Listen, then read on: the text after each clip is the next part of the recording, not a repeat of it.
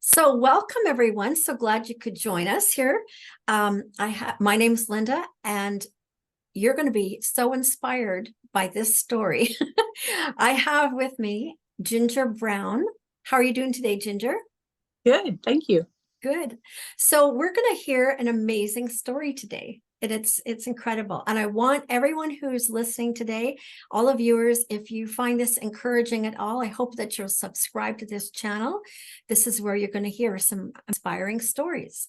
Ginger, tell us, first of all, where are you living now? I'm in Palestine, Texas. Oh, okay. Okay. And what was your life like 20 years ago? We'll start there. Sure. Uh, 20 years ago, I was deeply in an addiction. I had been on drugs, probably by that time for 10 years. I Okay. had, yeah, I had started doing drugs probably in around 1993. I started smoking crack. So how Uh, old have you been? when I started, I was almost 20. I had just gotten my nursing license to be a licensed vocational nurse. I'd been working as a nurse probably just under a year. And I got with a guy that I thought I could save from drugs. And that's not how it worked out. I ended up getting pulled into it with him. And within a few months, I had lost everything and just, deep into addiction, and went to rehab several times in the first year. And I relapsed every time almost immediately of getting out of rehab, and just ended up starting to the cycle of going in and out of jail. I was arrested over 50 times. Um, just ended up on the streets, doing the most demeaning things to get money for drugs. And yeah, it was a cycle of addiction that lasted for 15 years. That's tough.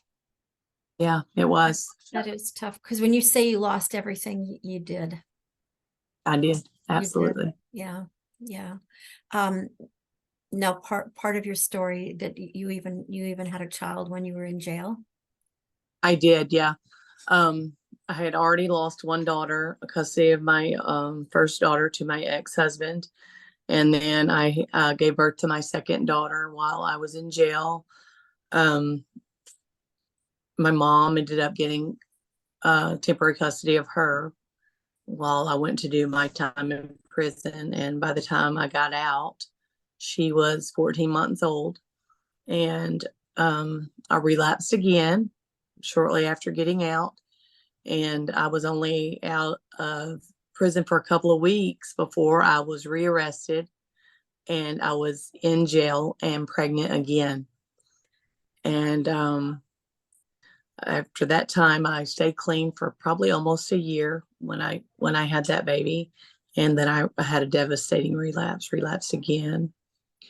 And so my mom was raising my second child, and when I relapsed after having that third child, she was about a year old, and my cousin that couldn't have children ended up getting her and raising her. And so, it was heartbreaking, to my family, to me, to the kids. I just couldn't seem to get it together, even for them, even though I felt horrible. Um, like, why couldn't I get it together even for my kids? I didn't understand. I didn't understand why I could not do that. I just kept, the same cycle over and over, relapse after relapse. And it was just, bondage. It Yeah. was bondage. w- And I need, we aren't strong on our own. yeah, I needed the freedom that only Jesus could bring, Right. and didn't understand how to walk out my deliverance. Right. So it was now when you say you were addicted, it was crack Yeah, and it was crazy. and you were shooting up as well. Yeah, Yeah. not all the, I did that in spurts. It was mainly smoking crack. Okay. Yeah. That it's very difficult, and it's feel the feeling of being alone. Yeah, definitely. So, yeah. So the last time that you were in jail, and this was with felony charges this time, and Yeah. you were able to get out. Yeah, I was bonded out of jail because I had been working, and then I had a relapse, and my boss that I had been working for bonded me out of jail. And then when I That's got ready, amazing. That's yeah, really amazing. And just that. and the fact that I even went to court was amazing. And um I got clean, and I actually showed up to court that time. And had decided that I wanted to, finally go to a long-term Christian program. My mom had asked me if I would be willing to go. And, I was just tired. I was 34 years old, and my body was just, hurting and tired of all of it, emotionally, spiritually, physically, in every way. I was just strained, and I was, I was so tired, and my family was tired, and I was just ready for the healing that, only Jesus could bring. And I knew he was the answer. And so I had applied to go to a Christian program that Patricia King had out in Arizona. I was in Denton, Texas at the time. And my mom had heard about that place. She had been following Patricia King on God TV, and she heard about that place. And so she brought me the application, and I filled it out. And they would only choose one girl at a time. And they ended up choosing me. But I was actually, I had some charges that I was facing, and several misdemeanors and a felony charge. And so I went to court, and I just went to the DA, and I said, I've been in and out of jail and prison for the last 15 years, and that's never worked for me. And right now I have an opportunity to go out to Arizona and do something different. And, I've been accepted, and I just, I asked her to please give me the opportunity to do that. And, I was willing to even accept probation if they would just let me go. And she went and called them and talked to them. And then she came back into the courtroom, and she ended up dropping the felony down to a misdemeanor. And she dropped most of the charges, and she just had me plead guilty to one misdemeanor charge. And she gave me time served for the one night I had spent in jail. And That's a so all miracle in itself, right? disappeared. Yeah, And that's a miracle. so I was able to go with no probation or anything. And I went out to Arizona, and That's amazing because that's a different state too. yeah, and I just needed a new start, and I needed to go somewhere, and a safe place where I could build a strong foundation in Christ and be mentored and discipled. And that's what I did. And I went out there and to that restoration house. And, while I was there, and everything I was learning, and as I was learning that program, and just building my relationship with God, and I was, I was spending time with the Lord, and I was praying for the addicts that I had left behind. And just, my heart was crying out to God for them, because I wanted them to feel the love that I'd found through Jesus, and the freedom that I had found. And the Lord told me just to start writing down everything that I was learning into a book, and that he would help me get it published, and he would help me get it out to them and to many others. And that it would be like a map for them to follow me out of the chains of addiction and out of the darkness of addiction. And so I did. I just started writing down everything that I was learning as I learned it. And he did help me get it published the following year.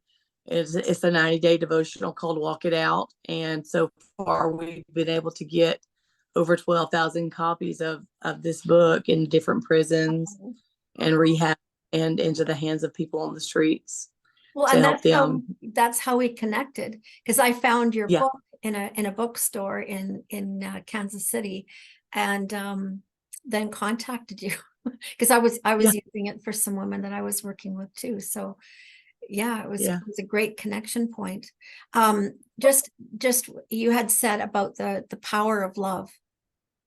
Yeah.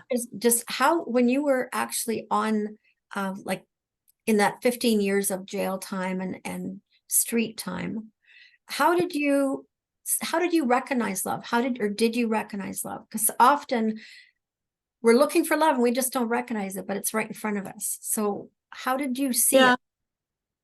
I did, there were people that I would meet along the way that that they would try to tell me, that I deserved better.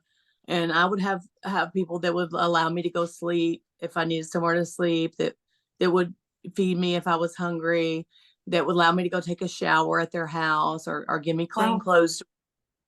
And I even had a cop that went to my mom's church, and he would arrest me whenever whenever I needed when I was way out there and I needed help, right? Yeah, you um needed some sleep. like, Ginger, I don't want to do this, but like, you've got to go to jail, like, you're going to get hurt out here, and I'm sorry, but I'm taking you in. And he really cared about me, and that's what love looked like. It looked like him taking me to jail that day because I was out there and it was time for me to go. Right. Well, and God probably rescued you from something that I could have happened otherwise, right? believe every single time that I went to jail, I was arrested over 50 times. And I believe that every time that I went, it saved my life. I know that because I was really on the edge. A lot of dangerous situations, a lot of times that I was in life or death situations where I barely escaped with my life. And so I absolutely believe that. Wow. Now you have a picture of what you were looking like at that time. If you can put that. So it's mugshot from the back of my book that I have here. Yeah. Yeah, that kind of gives people an idea. Maybe lift it up a little bit. Yeah, that's good. Yeah, that gives people a good idea of what. This is my book. It's a 90-day devotional. Yes. And the picture on the front was a vision that you had. Oh yeah, this is the dream that I had. The Lord gave me a few, probably maybe 4 years before I got clean, and I stayed clean. But I was clean when I had it. I went to my mom's house to get clean, and I mean, I thought, every time I tried to go get clean, I really meant that it would be the last time. But I went and got into bed with her because I was being tormented in my sleep. Um, I believe by demons, I was being tormented. And so I got up and went and got into bed with my mom. And when I did, I had this dream that I was walking in this, through this meadow, and came to this wooden bridge. And my sister was ahead of me, but she walked out ahead of me. And when I got to this bridge, I fell on my face, and I looked down, and there was a snake going under the bridge. And I just kind of faced down that snake, and snakes are like my worst fear. But I just kind of stared it down, and I got up and I dusted myself off, and I crossed over the bridge.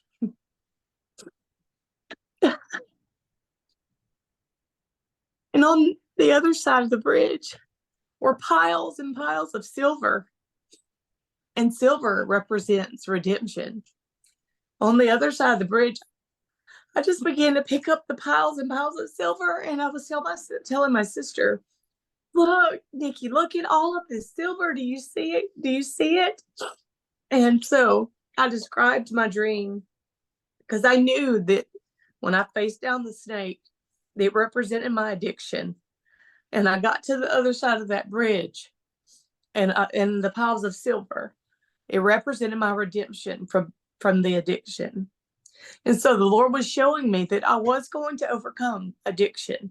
He showed it to me several years before I did, but I knew that it was going to happen, and I believed it, and I received it, and I stood on it, and I never gave up hope, That's good. That's powerful. even though it took me a few more years to get to the promise and to walk it out, to walk out my deliverance. Right. I described that dream to the graphic artist, and that's what he came up with for my cover of Oh, my book. that's perfect. So, Ginger, how can people get a hold of that book for starters? They could either go to my website, walkitoutministries.com, or they can also order it. It'd probably be a lot easier for most people just to go on Amazon.com and get it there too. So either way. Okay. Okay. Yep. So, I will put the link in the description, and people can look that up then. Okay. Sorry, break down, but it's happy tears, you know. I just, No, I'm, that's good because you know, God's goodness is so good. in this, like, I'm still just so grateful. And it's been over 15 years, but I'm still just so grateful and so blessed. And it's tears of joy and gratitude. And I'll never stop being grateful for what he has done. Yeah. Well, when we've been in the worst nightmare and he has rescued you from the hands of the enemy, literally, Yes. then you know the difference. Yes. Yeah. So what happened next after you were in the house, the redemption Yeah. house, that was for a year, and that was amazing because that was just you in the house with staff, so they were Yeah. all just pouring into you and just love and redemption. Yeah. So there was one house mom, or actually two ladies lived there. And there was actually one other girl there because she was the first one before me, and she needed a little bit more help. So they let her stay a little longer. She was supposed to leave before I got there, but she just needed to stay a little bit longer. So she was actually there for a lot of the time I was there. But yeah, I just got to, be a part of the ministry and go to all the events, all the conferences, all the staff, gatherings and everything. And Patricia King personally poured into me and mentored me. And a few months in, they actually had me start volunteering at the resource department. And even probably about 2 weeks into that, they called me into the operations manager called me into her office and offered me the job of being Patricia King's resource manager, which would be, heading up the department that made all the CDs, DVDs, the publishing of the books, and just all of her resources and that we send all over the world through the online store and all of her conferences and events. And I mean, I was just blown away, like, because I'd already, knew that whenever I completed the program that I wanted to stay there and live there, that I needed to be there. The Lord had already showed me that. And so I had been, praying for anything, like to even live there as a volunteer, like as long as I just get to live here. Right. Sorry, as long as my room and board is paid, like that's all I Yeah. hoped for. Right? And not only that, but I mean, I got a top position in the ministry. And I mean, I was just blown away. I'm still blown away by that. That's And pretty amazing because during that yeah, time is when that was the years where computers really, like, everyone switched to computers and right, texting and like life became transitioned onto computer. right. And so I didn't know how to do any of that because I had been, out in the streets doing drugs. And so I barely even knew how to send an email, but I was given the whole department. Wow. Wow. And And that's another miracle, right? so the guy that trained me to take over his job had to teach me how to use a computer first and then train me how to do the job. And So I just want to mention here yeah, and now your mom had been praying for you this whole time. yes, yeah. This whole 15-year time frame. Oh, Your and I mom can't believe prayed I and forgot. prayed. Yes, and I can't believe I even forgot to say that because I wouldn't probably have even lived through any of that if my mom had not been on her knees for hours a day. I mean, she decreed and prayed over me so long. I mean, I owe her so much. My mom, she never quit believing, never quit praying, never quit decreeing over me. And, people would say, oh, she's lost. Just, you might as well give up, write her off. And my mom said, no, my baby's going to come out of this. She's going to survive this. And she's going to be a mighty miracle testimony for the Lord. Yeah, And she meant that. And she's yeah. going to back up on it. And so, yeah. But as a mother who's praying for kids, And I know there's a lot of mothers out there who are praying for their kids right now. There always is, and there always will be. I'm So we pray for our kids, but just that's such a testimony of the hope, and Yeah, just the promises of God, right, right. and just to stand firm in His word. Yes, absolutely. So yeah, then and it was just a beautiful time for my family, of restoration and um, for my mom to get to see all of that and for my daughters to be restored, and the relationship with them and for them to be able to come out and stay with me during the summers and Nice. everything. And then I met my husband and married him in 2012. And that's And such a beautiful story. Just like, he, yeah. he moved out there, from Louisiana. And then my tubes had been tied in 1998 after my third daughter was born. And so we married in December 2012, and he didn't have any kids. So first we had my tubes put back together, and we ended up having like 4 miscarriages. And there's a lot of scar tissue in my tubes from, that the surgery and everything. And the doctors ended up recommended that we do in vitro, and that was like a $20,000 procedure. And so we didn't have that, and we didn't want to, take out a big loan to do that. And, then a lot of times people don't even get a Yep. baby, and then they're in debt, and it's heartbreaking. And so the nurses were drawing my blood at one of my appointments, and they said, well, hey, this weekend we're having a fertility seminar, and we're going to be doing a drawing for free in vitro at this meeting. And I was like, oh, wow. And so I took off work, and I had 3 women pray with me that if that's how God wanted to give us a baby, that I would win that drawing. Yeah. And I went to that meeting, and there were like 100 people there, and I won the drawing for the free in vitro. Well, of course you did. and, and twins, I had twins, a boy and a girl, And they're and 7 now, aren't they? old now. And so, a lot of people would say that I didn't deserve a second chance to be a mom, but thankfully God doesn't judge us and decide by what we deserve. And God's a God of second chances. That's right. And He third and fourth. is. Yes. And, mean, he's just blown me away by everything that he's done. He's restored and then some. He's done beyond everything I could have ever asked or imagined. So And so you've got the 5 kids then, yeah, and your whole family's been restored. it has, and there have been some hiccups over the last couple of years with my older daughters, and I'm not going to go a lot into that. I'm just, I'm believing for everything to be as it should be, and I'm praying into that. I don't want to go very deep into that, but I'm believing it in the Lord to resolve it and to bring healing. Yeah. Yeah. So you're married and you've got your kids, and what was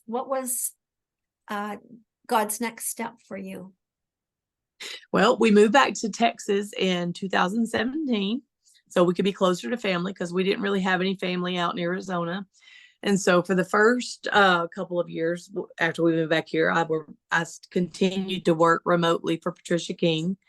And then let's see, I guess it's been a little over 2 years. I started working at Rock Bottom Ranch. It's a transitional recovery home for women who have struggled with addiction, and usually women that are coming out of prison, and it's here in Palestine. And it's an amazing place. We work with women, like I said, that are like I was. And it's kind of like the Restoration House, but we house up to 12 women. And, we just teach them how to live a Christ-centered life. And for the first 6 months, they just do their classes. And then for the second 6 months, they're able to work and save some money and do their classes as well. And it's a 1-year program. And so that's what I do. I am the director of marketing. And so I do the website and social media, grant writing. I teach a walk it out class out of my book. And that's what I'm doing now. Wow. And That's come full circle then. Yep. I love it. I love being here. Right now we're working on building an aftercare and resource center. And we're Good. really excited about that. And I will walk outside and show you the building. It's awesome. We just got the outside, the 2-story building put up.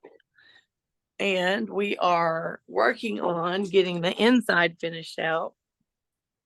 And show you